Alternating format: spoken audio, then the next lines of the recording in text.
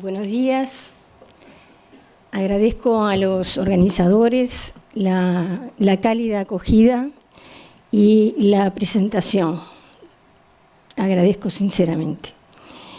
El tema que elegí es la reparación del daño en el derecho del trabajo. Esta cuestión es uno de los temas que más ha cambiado en los últimos 30 años en el derecho del trabajo. Como vamos a ver, se aprecia una clara tendencia a admitir indemnizaciones del daño basadas en el derecho común, pese a la existencia de un régimen tarifado de indemnización en el derecho del trabajo, propio del derecho del trabajo, que parecía difícil de aceptar años atrás. Y esto viene aconteciendo en varios países de América Latina. Voy a dividir la exposición en tres partes. En la primera haré referencia a las particularidades del sistema de reparación del daño en el derecho del trabajo y si es posible aplicar las nociones de la responsabilidad civil sin vulnerar el sistema especial de reparación. En la segunda parte, a los daños en el derecho individual de trabajo, esto es, a los daños durante la relación laboral y en su extinción. Y en la tercera parte me referiré a los daños en el derecho colectivo del trabajo. Y por último haré algunas reflexiones finales.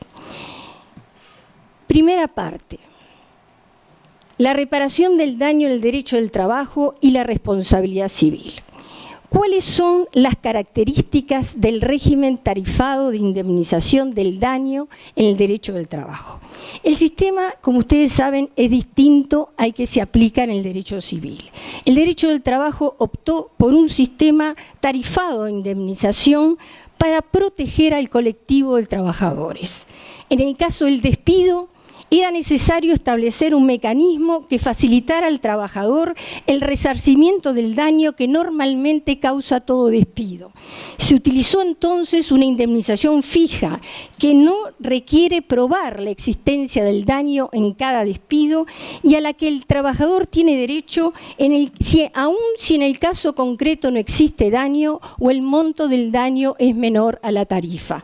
Por ello, si el monto del daño es mayor a la tarifa indemnizatoria, se cobra de todos modos la tarifa.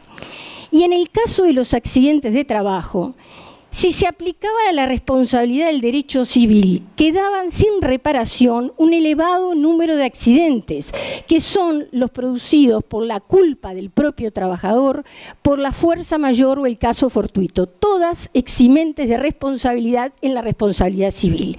Había que encontrar una solución y por eso el derecho del trabajo elaboró una noción distinta de responsabilidad, ajena a la idea de culpa, y entonces el empleador se hace responsable de todos los accidentes, aún de aquellos en los que no interviene la culpa del empleador y los que se producen por el hecho de la víctima, el caso fortuito o la fuerza mayor.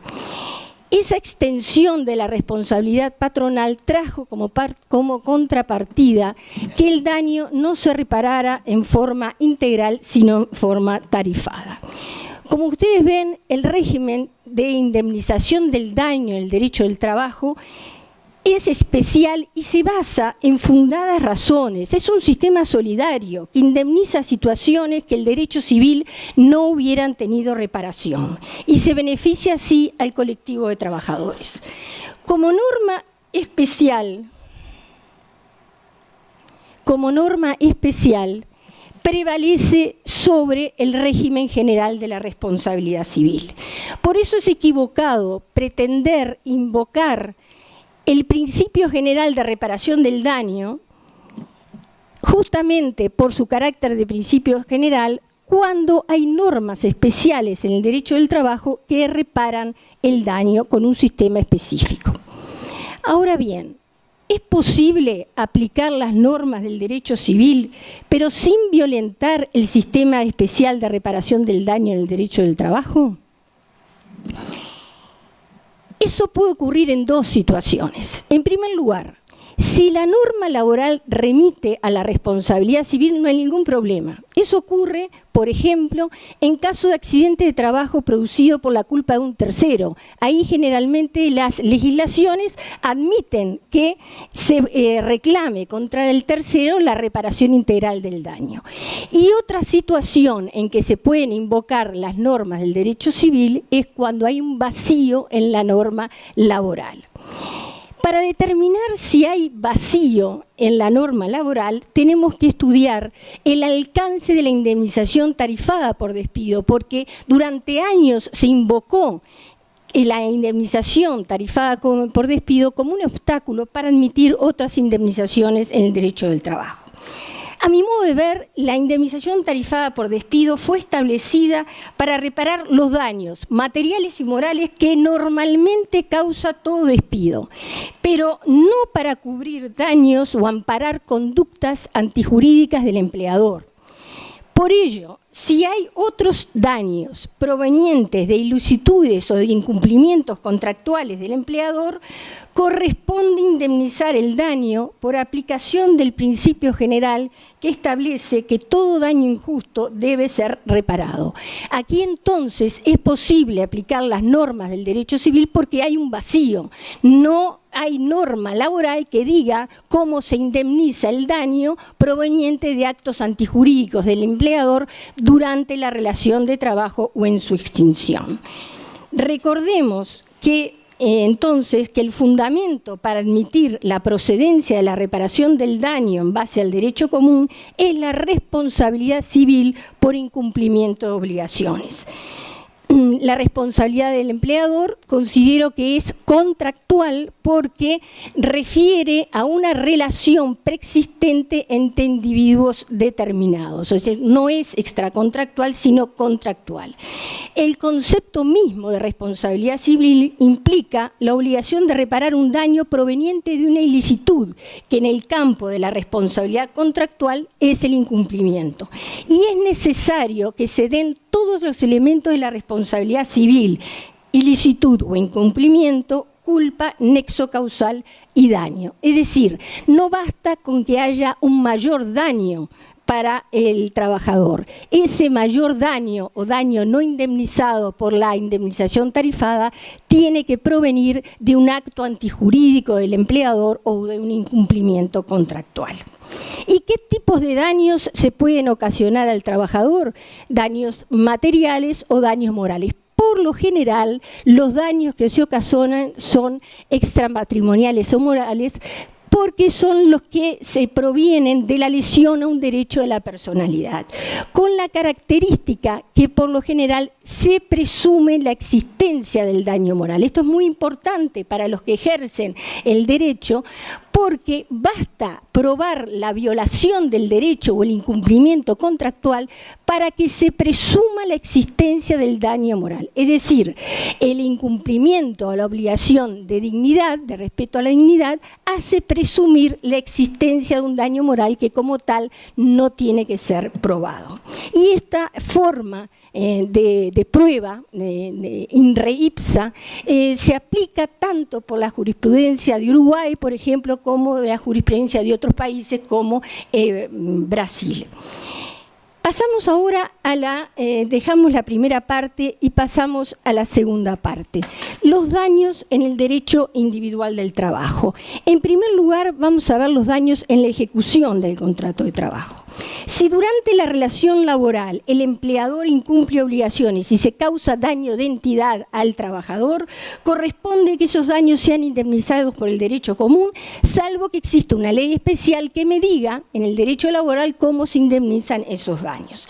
Y veamos cuáles pueden ser las obligaciones incumplidas por el empleador que dan lugar a la reparación del daño. Como ustedes saben, el contrato de trabajo no es solamente una relación de intercambio, establece obligaciones concretas al empleador que tienen que ver con el respeto a la persona humana. Es así que el empleador tiene que respetar la dignidad, la intimidad, la vida privada y la conciencia moral y cívica del trabajador. Tiene además, y esto ya lo dijo Alburquerque en su conferencia el otro día, una obligación, un deber contractual de protección. Este deber contractual de protección es muy importante. La doctrina alemana lo llamaba deber de protección. Krotoshin, deber de previsión, que fue al que hizo referencia Alburquerque el otro día. Generalmente este deber de protección se vio al principio, implicaba la protección de la higiene y seguridad en el trabajo. Y por eso, como después fue reglamentado y legislado, se dejó de tener esa importancia como deber contractual. Sin embargo, en este momento es muy importante porque el deber de protección refiere no solamente a la seguridad e higiene en el trabajo, sino también a la dignidad y moralidad del ambiente del trabajo. Es decir, el empleador tiene que proteger al trabajador de todo daño que pueda sufrir en su integridad física, en su integridad moral y en su dignidad en el ambiente de trabajo. Y esa obligación de protección implica también el deber de prevención del daño. A esto se debe agregar la irrupción tan importante que fue señalada por Alburquerque en su conferencia de los derechos fundamentales en el contrato de trabajo, en especial para limitar los poderes del empleador y señalar el ámbito de la licitud y la ilicitud. Sin embargo, a mi modo de ver, la vigencia de los derechos fundamentales en el contrato de trabajo, que no se discute, no hace desaparecer el sistema de derechos y deberes de las partes contractual del derecho del trabajo. Es decir, a mí entiendo que los deberes contractuales, el sistema de derechos y deberes contractuales sigue vigente y opera a modo de complemento de los derechos fundamentales en el trabajo para ampliar la tutela del trabajador. Si se lesionan entonces derechos fundamentales de la persona y se causa daño al trabajador, corresponde indemnizar por el derecho común si no hay una ley específica sobre el punto en materia laboral. Lo mismo ocurre en caso de incumplimiento a las obligaciones contractuales. Como ustedes saben, y ya lo dijimos, el empleador está obligado a tratar con respeto al trabajador, estándole vedados los gritos, los agravios, el maltrato en general. Los registros personales no pueden lesionar la dignidad, como señalaba Alburquerque. Las cámaras de vigilancia no son admitidas en baños, vestuarios y comedores. Hay un deber de reserva respecto de los datos personales, que ya nos adelantó Patricia Cursain ayer. Si se violentan todos estos deberes, reitero, se causa un daño de entidad y se causa un daño de entidad al trabajador, corresponde que haya que se indemnice ese daño por aplicación de las normas de la responsabilidad civil, si no hay, reitero, una norma especial en el ámbito laboral que me diga cómo se indemniza. Yo diría que en los últimos años hay una interesantísima jurisprudencia en muchos países de América Latina que recoge la indemnización del daño al trabajador por esta serie de incumplimientos de estas obligaciones que hemos mencionado. Voy a poner algunos ejemplos. El Tribunal Superior de Trabajo de Brasil, en una interesantísima sentencia el año 2006, condenó a reparar el daño moral sufrido por unos trabajadores en reuniones motivantes, llamadas motivantes por la empresa, en las que los trabajadores que no llegaban a las metas impuestas por la empresa eran sometidos a humillaciones y maltrato. Ahí el juez que redacta la sentencia señala que el monto del daño moral tiene que disuadir que se repitan estas conductas. Hay otras condenas del Tribunal Superior del Trabajo por cámaras colocadas en baño, en casos de violencia física y por registros personales en los que se obligaba al trabajador a desvestirse delante de un empleado de seguridad o delante del gerente. En Uruguay hay una amplia recepción de la reparación del daño moral en la justicia laboral, tanto durante la extinción del contrato de trabajo, sea en caso de despido, como durante la relación laboral. Y ahí se aplican las normas del derecho civil. En Uruguay recientemente recientemente una sentencia condena a una empresa, a un banco, a reparar, fíjense el monto, $67.000 por daño moral en el caso de un empleado que había sido desplazado de sus funciones y durante más o menos 2 años no se le había asignado tareas. Esa obligación que señalaba Alburquerque de suministrar trabajo, que en este caso tenía una finalidad de humillación. El monto tan elevado del daño moral surge por la utilización en Uruguay de la indemnización tarifada por despido como pauta para cuantificar el monto del daño moral. En este caso se cuantificó en 2 veces la indemnización tarifada por despido y por eso el monto fue tan elevado. Y en Chile, si bien habían sentencias anteriores, luego de la aprobación del procedimiento de tutela de derechos fundamentales, hay varias sentencias donde se recoge la indemnización del daño moral. Hay una importante sentencia sobre la no discriminación por razones religiosas, donde se condena a una empresa por permitir que 2 supervisores discriminaran en cuanto a las tareas a una trabajadora por razón de su religión y a quien llamaban perra musulmana. En este caso, además de la condena en una suma de dinero a pagar el daño moral, se condena a la empresa a colocar en los recibos de todos los trabajadores una aclaración de disculpas y a dar una serie de charlas informativas sobre el respeto a las diferencias. En cuanto a la responsabilidad del empleador, el empleador es responsable si comete directamente estos actos o si los cometen los jefes o los trabajadores que lo representan en el ejercicio del derecho de dirección.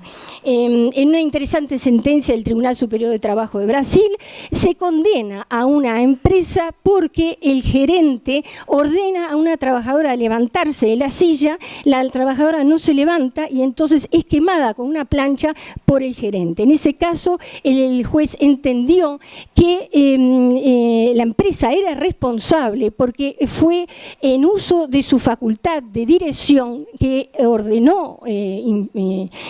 ordenó levantarse de la silla y al no acatarla la lastima. O sea que ahí señaló el juez, el Tribunal Superior de Trabajo de Brasil, que era un abuso del poder directivo. Pero el empleador es responsable también de los actos de compañeros de trabajo que agreden al trabajador si no lo protege adecuadamente, es decir, si no hace cesar esos actos de violencia o de agravio respecto del trabajador. En este caso entiendo que no es una obligación de resultado como la obligación de seguridad legal, sino una obligación de medios. Es decir, la protección respecto a la dignidad en el ambiente laboral hace responsable al empleador si una vez estando en conocimiento de la situación no toma medidas para corregirla. Podemos citar el caso en Uruguay de 2 trabajadores que agraviaban por el color de la piel a otras 2 trabajadoras y que si bien el empleador tuvo conocimiento, luego no tomó medidas eficaces para detener la situación. En ese caso se condena a pagar aproximadamente $4.000 a cada trabajadora por daño moral. Si los actos antijurídicos son cometidos por compañeros de trabajo, ahí la responsabilidad no va a ser tarifada, sino que va a ser integral. El trabajador, sin perjuicio de reclamarle al empleador según el caso, podrá reclamarle al compañero de trabajo causante del daño toda la reparación integral del mismo. Y ahí la responsabilidad no va a ser contractual, sino extracontractual. Puede mencionarse una sentencia en Uruguay Uruguay, donde una ex trabajadora reclama a su ex jefe por el daño moral que había sufrido. Ahí dice que es acoso, pero el juez llega a la conclusión que si bien no hay acoso, hay actos aislados de violencia por los agravios e insultos que recibía esta trabajadora, que entre otras cosas el jefe le decía: te tengo que partir la cabeza con un hacha para que te entiendas lo que te estoy diciendo. Y ahí el juez lo condena a pagar a esta persona $4.000 por concepto del daño moral. Merece una consideración especial y rápidamente la cuestión del acoso en el trabajo. Yo diría que esto ha cambiado en los últimos años desde que las investigaciones en el campo de la psicología y la psiquiatría han señalado la existencia de este fenómeno de violencia psicológica en los lugares de trabajo. Distintos países han aceptado a través de leyes o de la jurisprudencia la figura del acoso moral en el trabajo y del acoso sexual en el trabajo. En el caso de Uruguay no hay ley de acoso moral en el trabajo, pero la jurisprudencia de los tribunales de trabajo acepta esta figura cuando hay humillaciones en forma reiterada y sistemática, condena en base al derecho civil a reparar el daño moral y además condena si el empleador no actuó adecuadamente en materia de proteger al trabajador. Y en caso de acoso sexual, sí hay ley en Uruguay, una ley específica que se aplica tanto al sector privado como al sector público, y ahí el trabajador puede optar entre mantener el trabajo y reclamar al responsable 6 mensualidades como mínimo por concepto de daño moral, o considerarse indirectamente despedido y reclamar al empleador una indemnización por despido y además en forma acumulada una indemnización de daño moral, ahí sí fija, de 6 mensualidades, no es como mínimo sino de 6 mensualidades. Destaco que esta ley viene siendo aplicada en forma muy correcta por los jueces, y eso es importante, señala la vigencia efectiva de las leyes, y los jueces condenan al empleador no solo cuando comete estos actos, sino también cuando incumple otras obligaciones que señala la ley. Por ejemplo, proteger a la víctima durante la investigación y sancionar al responsable. Si no se sanciona al responsable, se condena al empleador. La ley, como les dije, se aplica al sector también público, y hay algunas sentencias, por ejemplo, de condena a un jerarca policial demandado por una subalterna por acoso sexual, donde se condenó a 6 mensualidades. Rápidamente vamos a ir a ver el caso de los accidentes de trabajo y enfermedades profesionales. Como les dije, ahí la indemnización es tarifada. Sin embargo, y ya vimos por qué, sin embargo, en todos los países la ley laboral señala cuándo es posible recurrir al derecho civil. O sea, pese a la indemnización tarifada, las leyes en los distintos países en materia de accidentes de trabajo y enfermedades profesionales dicen cuándo se puede ir al derecho civil. En algunos señalan la posibilidad de optar entre la acción laboral y la acción civil. En el caso uruguayo, es posible recurrir o reclamar al empleador por el derecho civil si el empleador en el accidente actuó con dolo o culpa grave en el incumplimiento de normas de seguridad. O sea, es necesario que exista un incumplimiento patronal de la norma de seguridad y además con culpa grave. Les digo que en la mayoría de los casos no hay culpa grave, sino simplemente culpa, y los jueces igual condenan a reparar el daño en forma integral. Se reclama al Banco de Seguros, que es el que paga la indemnización tarifada, y luego se reclama al empleador el resto del daño no indemnizado por el Banco de Seguros. Se basa en las normas de la responsabilidad civil, es un caso de remisión de la ley laboral a la responsabilidad civil, se reclama daño moral generalmente y lucro cesante, y aquí se aplican las normas de la responsabilidad civil. Vayamos ahora muy brevemente a los daños, a otro tipo de daños, al incumplimiento de normas de seguridad social. Es posible reclamar daños y perjuicios basados en las normas de derecho civil por incumplimiento de normas de seguridad social? ¿O el trabajador tiene que ir al organismo de seguridad social y denunciar que el empleador no lo ha afiliado, y con eso es suficiente? A mi modo de ver, se dan todos los elementos para que proceda la indemnización del daño basada en el derecho civil. Hay incumplimiento de una norma legal, porque no se afilia al trabajador, hay daño, hay nexo de causalidad y hay culpa. Esta es la postura de la Suprema Corte de Justicia de Uruguay, que desde el año 2005 condena a reparar el daño por incumplimiento de normas de seguridad social. Evidentemente no se va a condenar al pago de los aportes, porque los aportes son de orden público y hay que verterlos al organismo de seguridad social. Pero en otros casos pueden haber daños y perjuicios. Por ejemplo, cuando el trabajador no recibió el seguro, el subsidio de enfermedad durante la enfermedad, porque no estaba afiliado a la seguridad social. Y ahí va a ser el monto del daño, va a ser el monto del subsidio.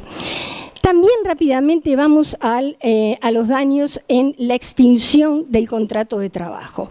Durante mucho tiempo, como les dije, se sostuvo que solo se podía reclamar la indemnización por despido tarifado. En algunos países incluso se dijo, si hay que reclamar otros daños, vayan a la sede civil y reclamen por responsabilidad extracontractual. Yo ya les adelanté que entiendo que es posible también en la extinción del contrato de trabajo reclamar por el derecho civil, además de la indemnización común por despido. En Uruguay se han dado dos fundamentos jurídicos para superar la indemnización tarifada por despido. Uno es la teoría del despido abusivo y otra es la responsabilidad por incumplimiento de obligaciones. En ambas se recurre al derecho civil para la reparación del daño. Esto ha sido aceptado por la jurisprudencia, que en forma acumulativa condena, en caso de despido abusivo o especialmente injustificado, a reparar, además de la indemnización común, una indemnización del daño moral.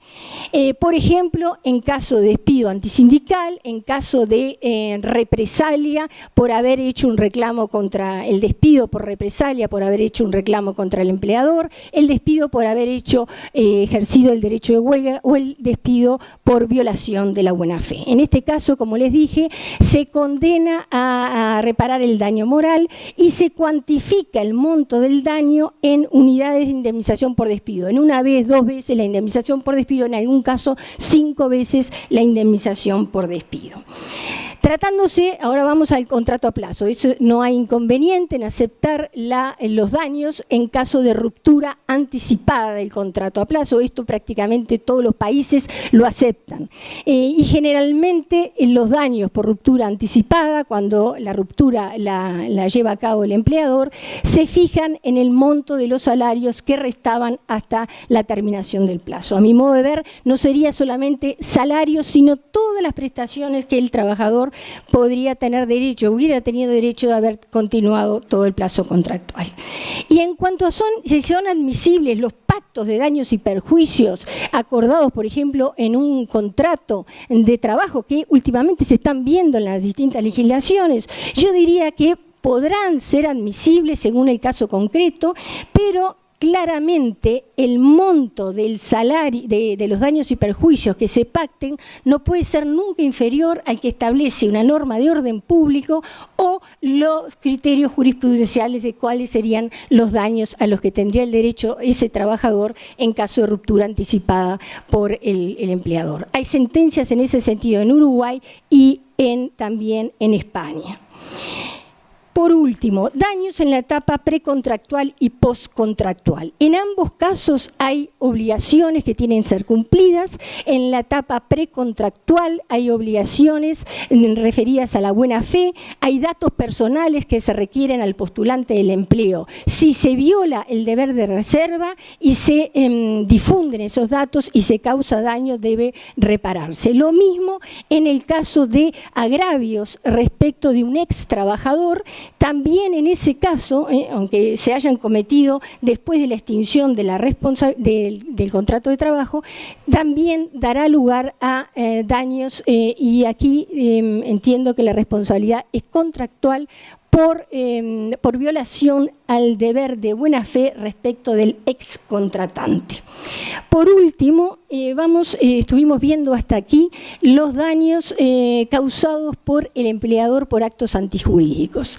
Ahora corresponde analizar si es posible reclamarle al trabajador daños por incumplimiento contractual, es decir, si es posible que sea responsable ante el empleador por daños que cometa en el ejercicio de su actividad. A mi modo de ver, el trabajador solamente va a ser responsable en caso de culpa grave o dolo, no en cualquier caso de incumplimiento contractual. Ello porque, si tuviéramos una postura diferente, lo haría pasible ante cualquier negligencia o incumplimiento, lo haría pasible de una responsabilidad por daños. Y además, el contrato de trabajo otorga al empleador la posibilidad de aplicar sanciones, o sea, le otorga la facultad disciplinaria. Entonces, para el incumplimiento contractual puede el empleador aplicar en la facultad disciplinaria. De todos modos, ello no puede exonerar en todas las situaciones al trabajador, que será responsable si con dolo o con intención, con dolo o con culpa grave, daña los bienes de la empresa o, por ejemplo, cuando divulga el secreto profesional. Y si hay un contrato con plazo rescindido ante tempus por el trabajador, por lo general las legislaciones admiten que se reclame contra el trabajador, pero aquí no es en cualquier circunstancia que la ruptura ante tempus protagonizada por el trabajador va a ocasionar un daño al empleador. El empleador va a tener que probar el daño y tiene que existir el daño en la realidad, tiene que probarlo, así también como el monto. Vayamos ahora a la tercera y última parte, los daños en el derecho colectivo de trabajo. Como ustedes saben, la particularidad de los institutos en el derecho colectivo de trabajo y de las relaciones colectivas de trabajo determina que la cuestión de los daños y su reparación requiera un análisis diferente al que se realiza en el derecho individual de trabajo.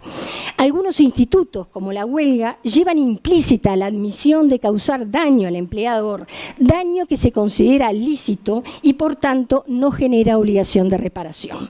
A ello se agrega que por lo general los conflictos entre empleadores y sindicatos se resuelven por vías distintas al reclamo de daños y perjuicios. De todos modos, entiendo que cabe analizar si es procedente aplicar las normas de la responsabilidad civil en caso del derecho colectivo de trabajo. Considero que si el punto no está resuelto en la ley especial en el país, resulta procedente aplicar en ciertos casos y dependiendo del instituto de qué se trate, la responsabilidad por incumplimiento de obligaciones del derecho civil. Con relación a los daños en la negociación colectiva, en la etapa de negociación, como ustedes saben, hay que observar una serie de obligaciones. La obligación de negociar de buena fe, generalmente de proporcionar información que muchas veces está en la legislación, esta obligación, y entonces si se difunde la información confidencial y se causa daño, ahí deberá responder el trabajador a título individual y también el sindicato, porque se proporcionó la información a esa persona, pero como representante del sindicato.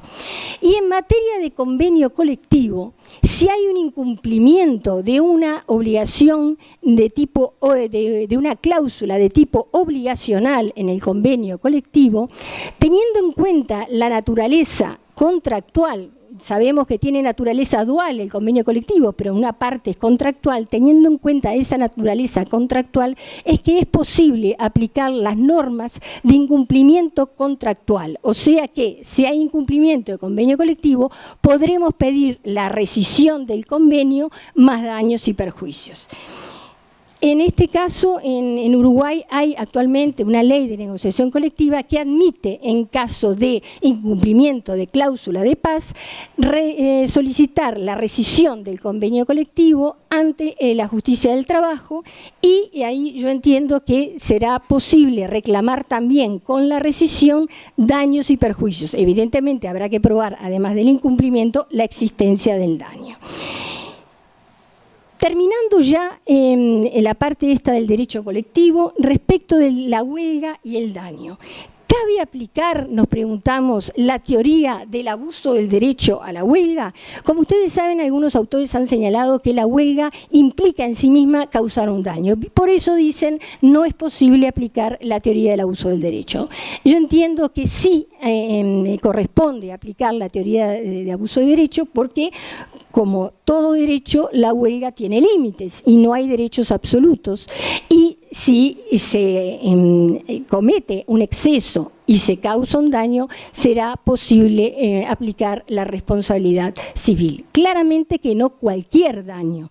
Tiene que ser un daño distinto o mucho más de una entidad mayor al que normalmente causa la huelga. Esto ya es señalado en la jurisprudencia de Francia, por ejemplo. En Uruguay, desde el año 2005, con frecuencia los sindicatos recurren a la ocupación de los lugares de trabajo como modalidad del ejercicio de la huelga, y desde el año 2006, por lo general, los jueces admiten la desocupación en acciones de amparo solicitadas por trabajadores no ocupantes y por el empleador, entendiendo que ahí se violó, en ese caso concreto, la libertad de empresa y el derecho a trabajar, la libertad de trabajo. O sea, no en cualquier situación es ilícita la ocupación, sino en el caso concreto. Sin embargo, después de la desocupación no se reclama la reparación del daño, lo que en otros países, como en Francia, es más común. No se reclama, pese a que, entiendo, están todos los elementos para que ello ocurra, todos los elementos de la responsabilidad civil. Vamos ahora a las reflexiones finales. La primera reflexión. En la actualidad se aprecia en el derecho del trabajo una amplia recepción de la reparación del daño al trabajador, con indemnizaciones basadas en el derecho civil que atienden a resarcir el daño en forma concreta. Ello ha aparejado una mayor tutela al trabajador, no solo porque se resarcen daños que antes quedaban sin reparar, sino porque las indemnizaciones que aplica la jurisprudencia operan a modo disuasivo de conductas antijurídicas en los lugares de trabajo, y ello tiene entonces también carácter preventivo. Además, la precisión en la ley y en la jurisprudencia de la responsabilidad del empleador en caso de que no proteja adecuadamente al trabajador del daño que pueda sufrir en el ambiente de trabajo, lo que incluye el daño causado por compañeros de trabajo, también ha ampliado la protección del trabajador y favorecido la prevención. Segunda reflexión. Si bien se aplica la responsabilidad civil en caso de vacío normativo en la norma laboral, se observa que al integrar la norma civil en el derecho del trabajo, este le imprime particularismos al concepto que extrae del derecho civil. Como ocurre, por ejemplo, con la forma de cuantificar el monto del daño moral en meses de salarios o en una vez o dos veces la indemnización tarifada por despido. O cuando los jueces laborales utilizan la indemnización del daño moral no ya como forma de resarcimiento del perjuicio, sino a modo de sanción de la conducta antijurídica del empleador, aumentando el monto indemnizatorio atendiendo a la gravedad de la conducta patronal. Cuestión que se sigue discutiendo en el derecho civil. En el derecho del trabajo parece no se discute, es así. Ello, a mi modo de ver, es indicativo de que el derecho del trabajo tiene ductilidad para abordar, elaborar y reelaborar las categorías jurídicas que utiliza y los conceptos que toma, y luego son recogidos por otras ramas del derecho. La tercera y última reflexión. La ampliación de la responsabilidad patronal con la utilización de la responsabilidad civil debe hacerse respetando el sistema especial de reparación del daño. De otro modo, se produciría una crisis del particularismo del derecho del trabajo al no tomarse en cuenta las normas especiales.